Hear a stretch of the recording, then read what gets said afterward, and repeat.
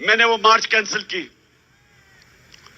आज मैं इसलिए फैसला कर रहा हूं कि वहां नहीं जाना, क्योंकि मुझे पता है तबाही मचेगी, नुकसान मेरे मुल्क को होगा। लेकिन जो मैंने फैसला किया अब ये कि हमने अब इस निजाम का हिस्सा नहीं रहना। मैं अपनी सारी चीफ मिनिस्टर्स, अपनी पार्लियामेंट्री पार्टी से अब मिलूंगा और हमने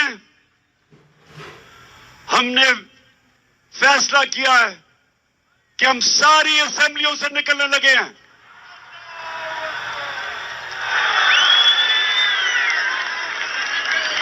हम बजाय अपने मुल्क में तोड़फोड़ करें, हम बजाय अपने मुल्क में तबाही मचाएं, इससे बेहतर है कि हम इस करप्ट निजाम से बाहर निकलें और इस मुल्क का हिस्सा, इस सिस्टम का हिस्सा ना बने कि जिधर ये चोर बैठ के अपने अरबों रुपए के करप्शन के केसेस हर रोज माफ करवा रहे हैं।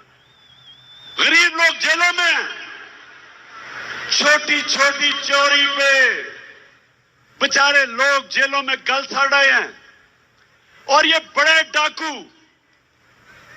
अरबों रुपए की चोरी अपनी माफ करवाने के लिए पहुंच जाते हैं। और मुझे अफसोस वो है जो लोग इनको एनआरओ देते हैं।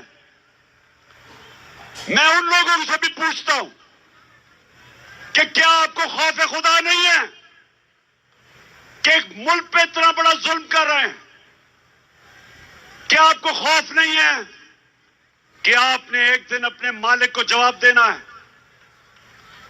आप कैसे रातों को सोते हैं कि एक एक बड़ा डाकू, उसके केस माफ हो रहे हैं अरबों रुपए के? आप कैसे रातों को सोते हैं कि बेरोजगारी और महंगाई में गरीब आदमी चोरी करता है और वो जेल में गल सड़ रहा है?